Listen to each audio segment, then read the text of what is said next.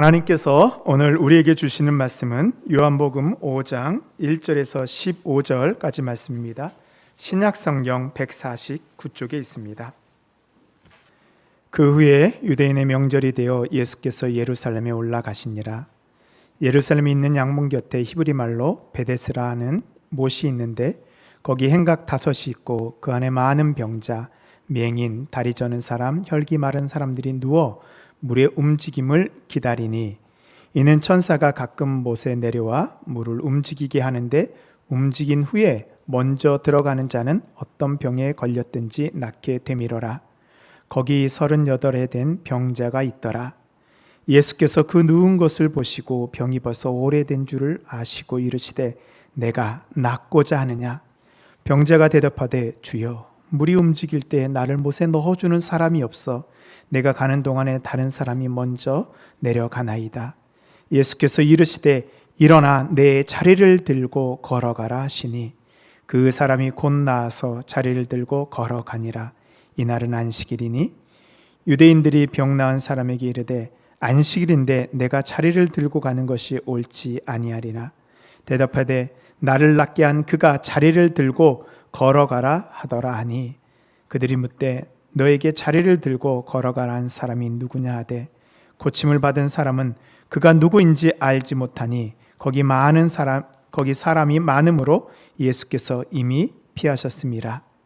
그 후에 예수께서 성전에서 그 사람을 만나 이르시되 보라 내가 나았으니 더 심한 것이 생기지 않게 다시는 죄를 범하지 말라 하시니 그 사람이 유대인에게 가서 자기를 고친 이는 예수라 하니라.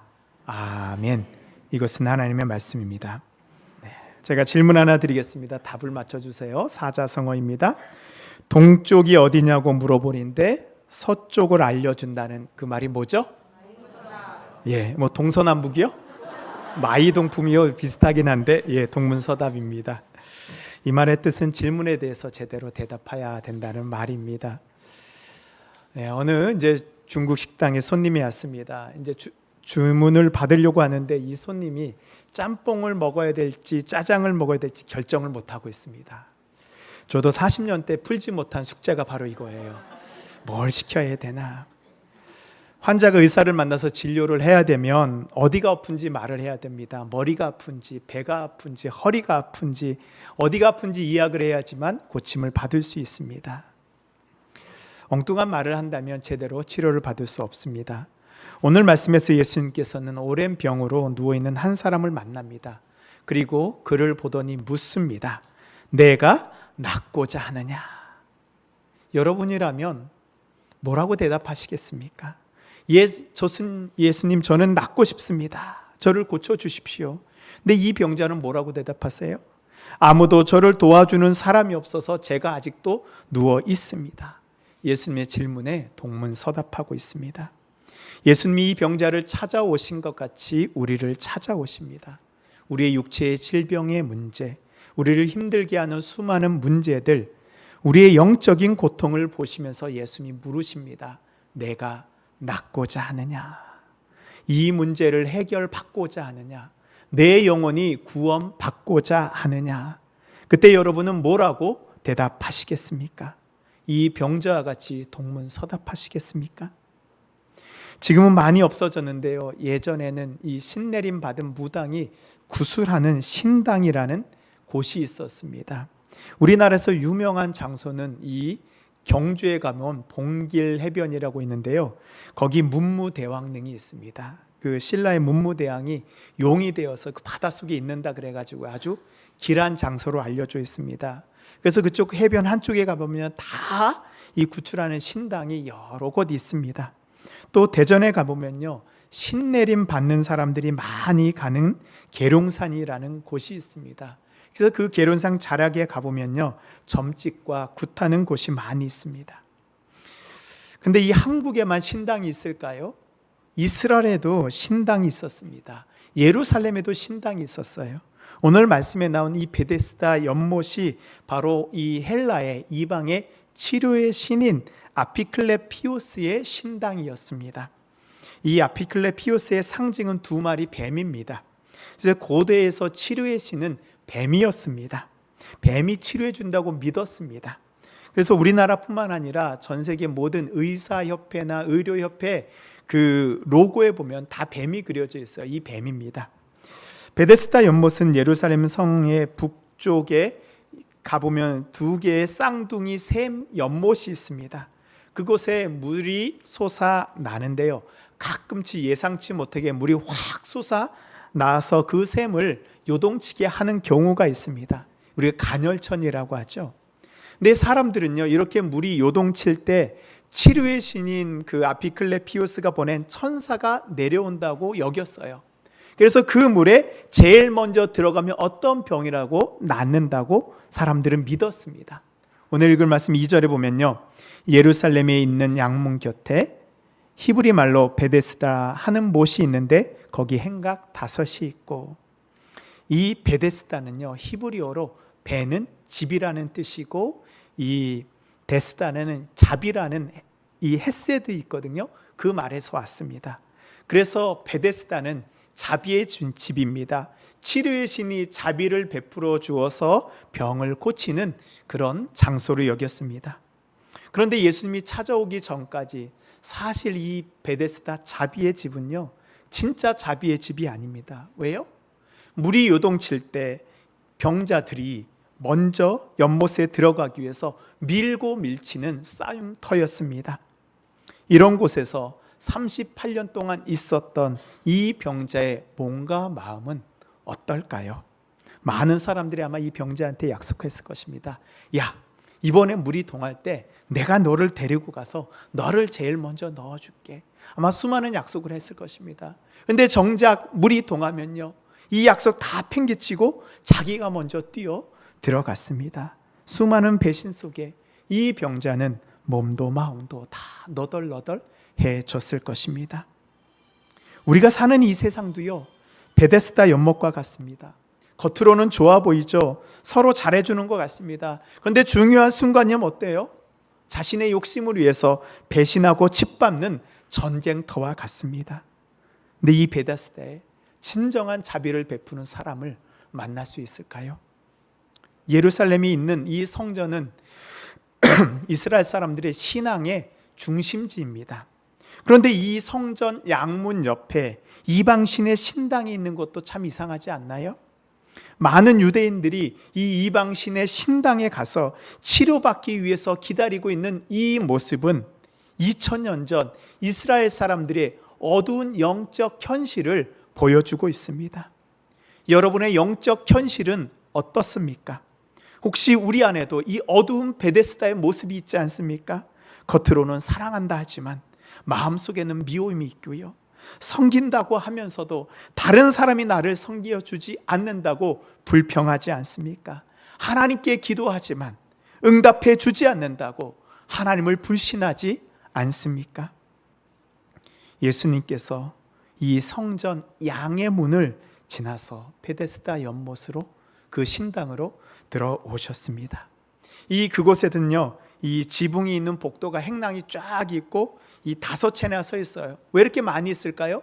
그만큼 수많은 사람들이 그곳에 와서 기다리고 있는 거예요. 많은 병자들이 그곳에 모여 있습니다. 3절에 보면요, 그 안에 많은 병자, 맹인, 다리 저는 사람, 혈기 많은 사람들이 누워 물의 움직임을 그더라니. 그 많은 사람들의 모습을 보는 예수님의 마음이 어떠셨을까요? 예레미야 선지자는 이런 이스라엘 백성의 모습을 잃어버린 양떼라고 이야기하였습니다. 예레미야 50장에 보면요, 내 백성은 잃어버린 양떼로다. 그 목자들이 그들을 곁길로 가게 하여 산으로 돌이키게 하였으므로 그들이 산에서 언덕으로 돌아다니며 쉴 것을 잊었도다. 길을 잃어버린 양떼, 쉴 곳이 없는 사람들이 바로 이 베데스다에 있는 사람들입니다.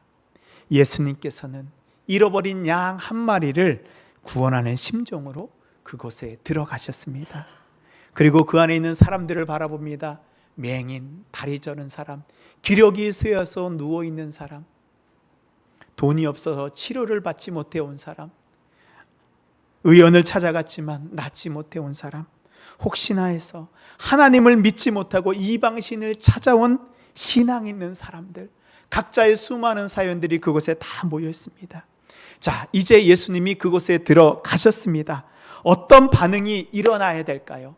그동안 우리는 성경을 보면서 알았습니다. 예수님이 들어가는 곳마다, 예수님이 가시는 곳마다 수많은 사람들이 예수님을 환호하며 따랐습니다. 예수님이 이름을 부르며 병을 고쳐달라고 많이 소리쳤습니다. 모두들 예수님의 옷자락이라고 해도 손을 대려고 노력했던 것을 우리는 알고 있습니다. 그런데요, 이 베데스다의 병자들은 달랐습니다. 예수님이 오셨는데도 불구하고 그들의 시선은 온통 연못을 향하고 있습니다. 그들은 왜 주님을 바라보지 않을까요? 이 베데스다의 병자들은요, 이 연못이 언제 간헐천이기 때문에 언제 요동할지 모르기 때문에 하루 종일 그 물만 쳐다보고 있는 것입니다. 혹시라도 잠시라도 한눈을 팔아서 다른 사람이 먼저 뛰어 달려가 기회를 빼앗기기 때문입니다. 그래서요, 그 모든 환자들이 연못 물만 바라보고 있습니다.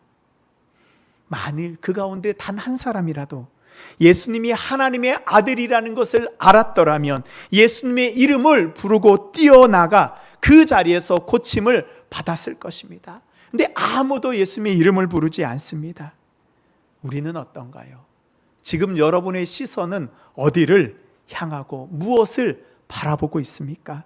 정말 봐야 될 것을 보지 못하고 엉뚱한 것을 바라보고 있지는 않습니까? 우리를 회복해 주시고 우리의 문제를 해결해 주시는 예수님의 우리의 눈앞에 계시는데 그분을 알아보지 못하고 그분의 이름을 붙이지 못하고 살고 있는 것이 바로 우리의 모습입니다. 우리를 위하여 찾아오신 그 예수님을 바라보기 위해서 우리에게 필요한 것은 무엇일까요?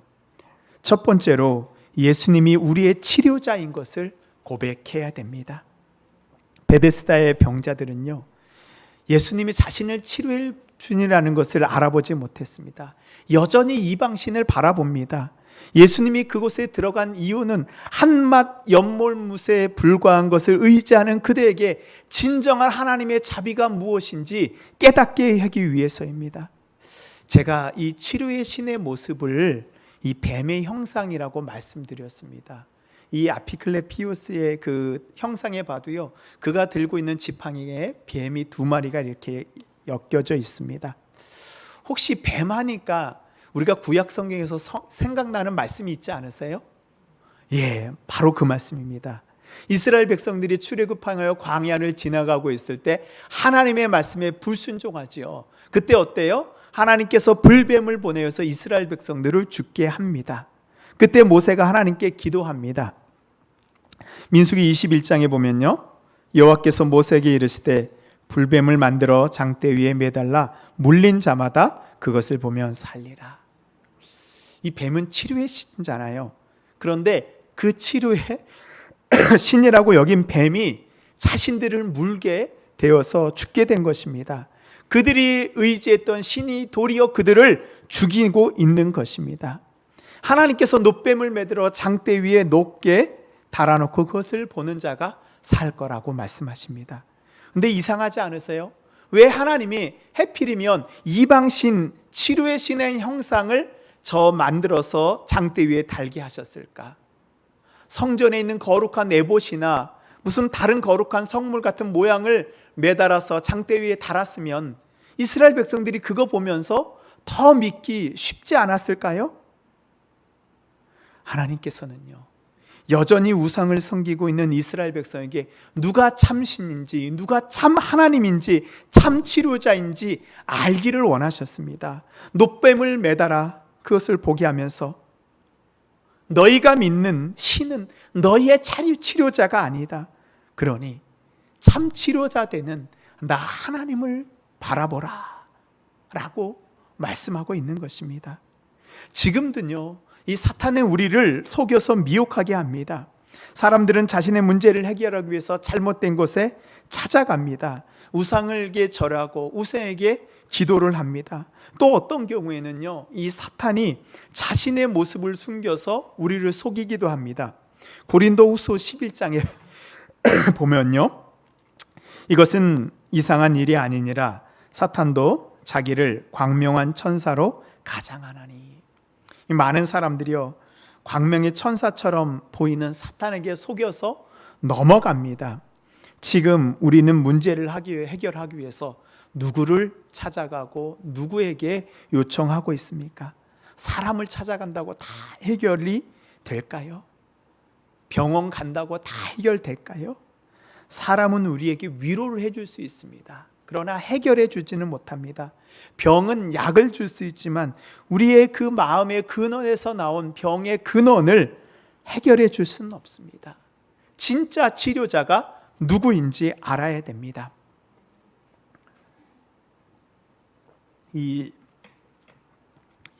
정신 상담과 의사들은요, 현대인의 4분의 1이 우울증 증세가 있거나 우울증을 앓고 있다고 얘기합니다. 그러면 여기에 앉아있는 4분 중에 한 분이 뭐예요? 우울증 환자라는 거예요. 한번 보세요. 우울증 환자가 보이는, 누가 우울증 환자처럼 보이세요? 네. 이 우울증은요, 마음속에 상처가 생기고 그것이 쌓이고 쌓였는데 제때 회복되지 않고 이것이 이제 골마 터질 때 이제 우울증이 나온다고 합니다. 그런데 우리가 보면 옆에 있는 분도 우울증 같지 않습니다. 우리가 왜 그럴까요? 사실 우리는 건강한 척, 아무렇지도 않은 척 하면서 살아갑니다.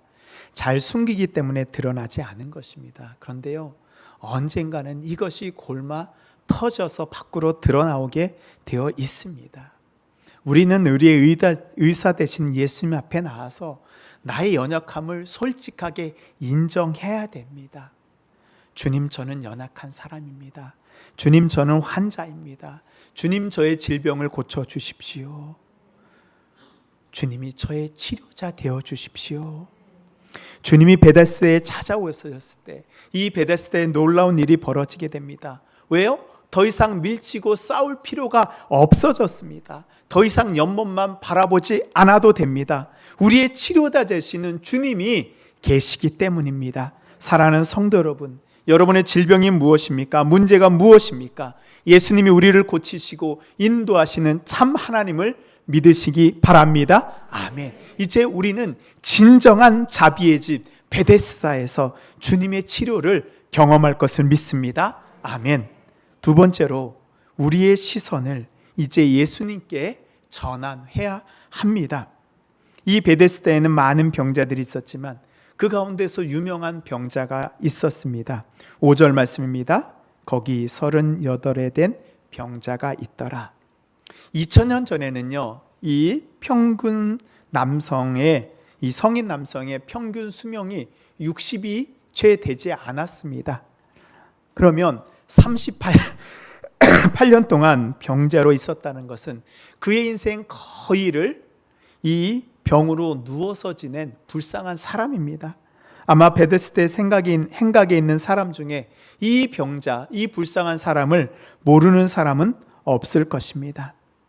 예수님께서 이 베데스다에 들어가셨을 때 이미 그 병자의 병이 오래된 것을 예수님께서 알아보셨어요.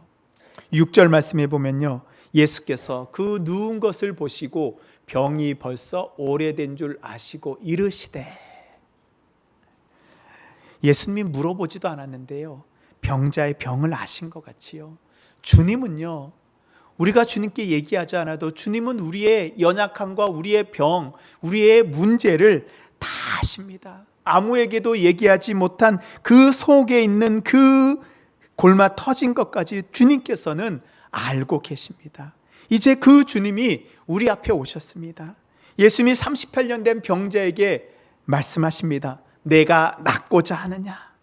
그럼 뭐라고 대답해야 돼요? 낫고자 합니다 라고 대답해야 되는데 이 병자가 뭐라고 대답하죠? 우리 7절 말씀 보도록 하겠습니다. 우리 함께 읽도록 하겠습니다. 시작. 병자가 대답하되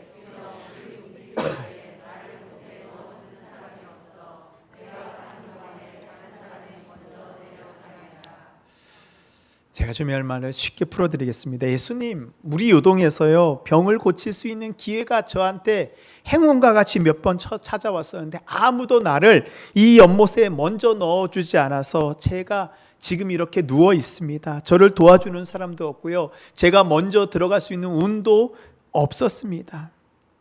지금까지 병자들은 어쩌다 한 번씩 물이 요동할 때 먼저 뛰어 들어갔을 때 아마 치료를 받았을지도 모릅니다. 요즘 말로 하면요, 이 로또 같은 복권에 당첨되는 것입니다. 우리가 얼마나 피곤하게 이 세상을 살아갑니까? 힘들게 살아가잖아요. 그래서 우리 마음 가운데 사실은 하나, 나에게 좀 행운이 찾아왔으면 좋겠다, 그런 생각 하시잖아요. 저도 예전에 회사 다닐 때요, 제가 이제 시청에 있는 그 시청역에서 1호선 지하철 막차를 탑니다. 그게 이제 11시 50분 차가 막차예요. 아침 6시 반에 출근해서 11시 50분 막차를 탑니다. 참 힘들었던 것 같아요. 그런데 이 피곤할 때 딱 지하철에서 그 플랫폼에서 기다리고 있으면요, 그 플랫폼에 광고가 딱 있습니다. 저는 한참이 지났는데도, 20년이 더 지났는데도 그 광고를 잊지 못합니다. 인생 역전 로또. 야, 그러면요, 그 피곤한데도 그 광고를 보고 있으면 제가 막 무슨 일이 생길 것 같아요. 그래서 제가 로또를 샀을까 안 샀을까요? 아니요. 그때는 제가 믿음이 좀 없었어요. 한 두세 번 로또를 샀습니다. 제가 당첨됐을까요? 안 됐을까요? 당첨됐으면 여러분 저를 보지 못합니다.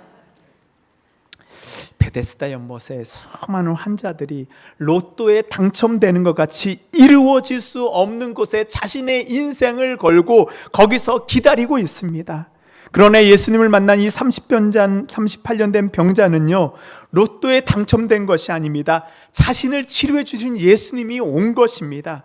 죽은 사람을 살리고 저는 사람을 걷게 하시고 눈 못 본 자를 고치신 예수님이 자신 앞에 서 있는데도 불구하고, 예수님이 낫고 싶으냐라고 묻고 계신데도 다른 사람 핑계 대면서 움직이지 않는 물만 바라보고 있습니다.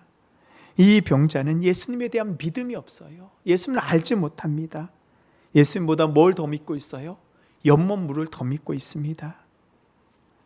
만일 제가 예수님이었다면 이런 사람은 고쳐주지 않고요, 아마 다른 사람 고쳐줄 것 같아요. 예수님 쳐다보는 사람 고쳐줄 것 같아요. 근데 예수님께서는 이 병자를 향하여 말씀하십니다. 8절 말씀입니다.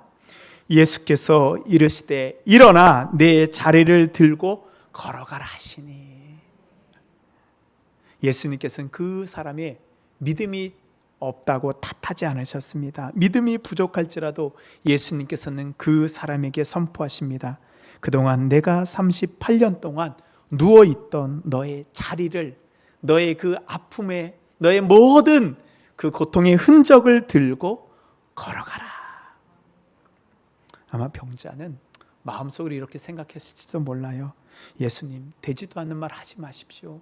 제가 38년 동안 누워 있었는데 일어난다니요. 저의 두 다리는 굳어 있어 말라버렸습니다. 근데요, 성경은 이 사람이 곧 나아서 자리를 들고 걸어갔다고 말씀하고 있습니다. 어떻게 이런 일이 생겼을까요? 예수님이 말씀하시자 이 병자는요, 연못을 쳐다보고 있던 그 시선을 예수님께 돌린 것입니다. 주님을 바라보자 이제 주님의 말씀에 순종할 수 있는 작은 믿음이 생긴 거예요. 믿음이 작았지만 예수님을 바라보자 순종하게 된 것입니다. 그리고 병이 치료가 되어서 걷게 되었습니다. 광야에서 불뱀에 물려 죽어가고 있던 이스라엘 백성들도 마찬가지입니다. 놋뱀을 쳐다보면 산다, 말도 되지 않는 말 하지 말라고 고집을 피웠던 사람들은 광야에서 다 죽었습니다. 그러나 이해가 되지 않을지라도 모세의 말을 믿고 순종하여 놋뱀을 쳐다본 사람은 살았습니다.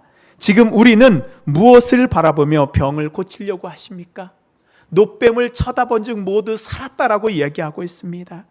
우리의 시선을 예수님께로 향하지 않으면요, 아무 일도 일어나지 않습니다.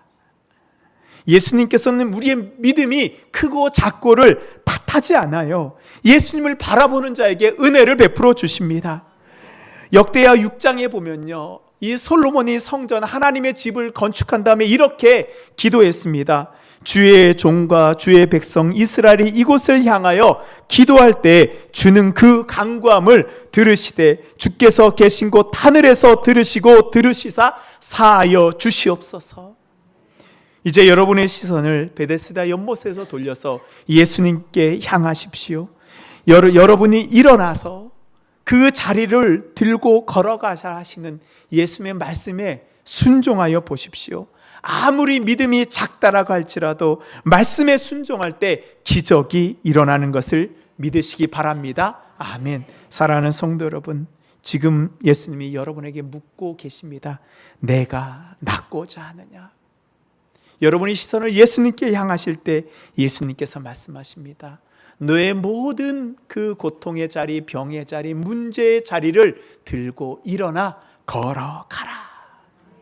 예수님 말씀에 아멘으로 대답하여 고침받고 문제가 해결되는 역사가 일어나는 우리 모든 성도님들 되시기를 바랍니다. 아멘. 이제 38년 된 병자가 다 일어났어요. 이제 원래 스토리는 여기서 끝이 나야지 정상입니다. 그런데 한 구절이 더 나옵니다. 며칠 뒤 예수님께서 이 병자를 다시 성전에서 만나십니다.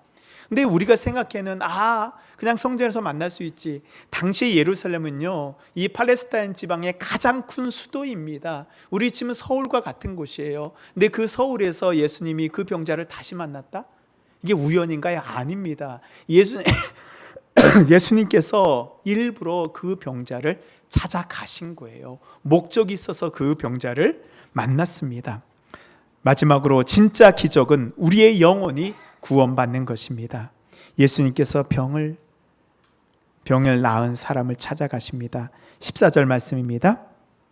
우리 함께 읽도록 하겠습니다. 시작. 그 후에 예수께서 성전에서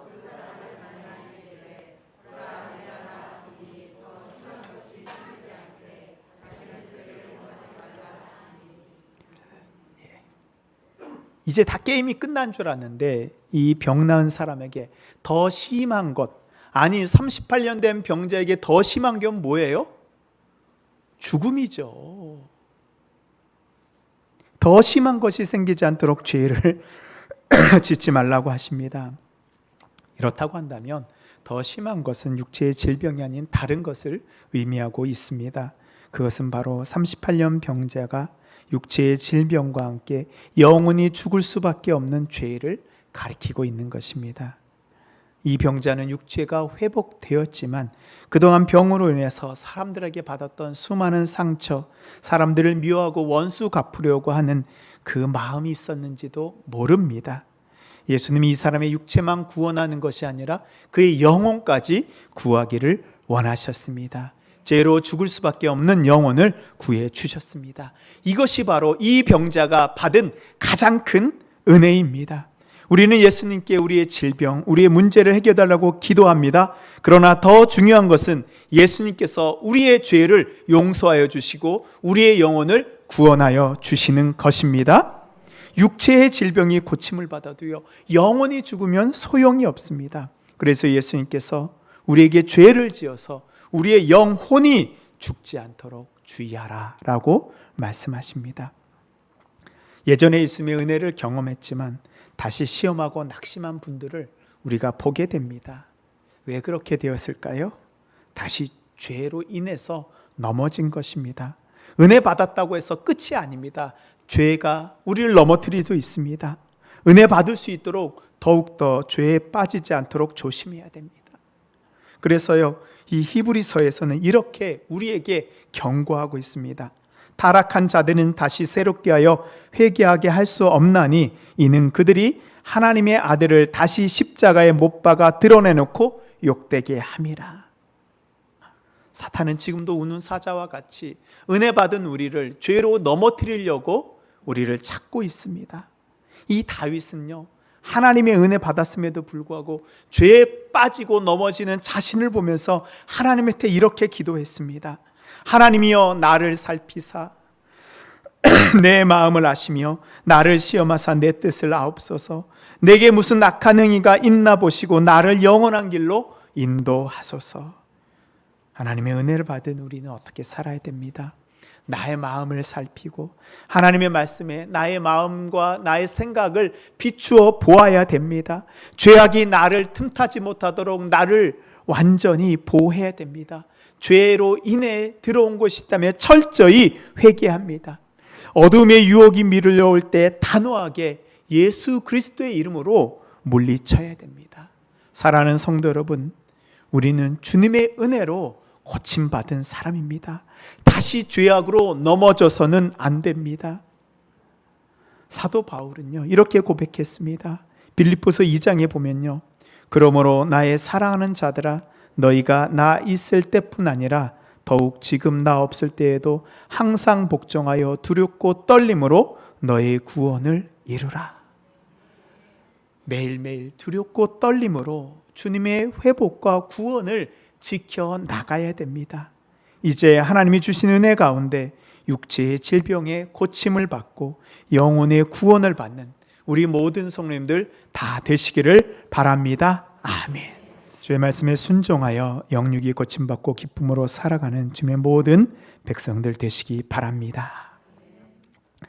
이제는 우리를 구원하시기 이 땅에 오시고 십자가를 지신 예수 그리스도의 크신 은혜와 우리의 간절한 기도에 응답해 주시는 아버지 하나님의 사랑하심과 다시 죄에 빠지지 않도록 우리 가운데 역사하시는 성령님의 인도하심이 믿음이 부족할지라도 예수님의 말씀에 순종할 때 육체가 고침받고 영혼이 구원받기를 소원하는 우리 모든 성도님들의 머리 위에, 우리의 가정과 자녀 위에, 믿음의 기업과 일터와 직장과 학업 위에 주님의 능력이 역사하시는 동신교회 위에 이제부터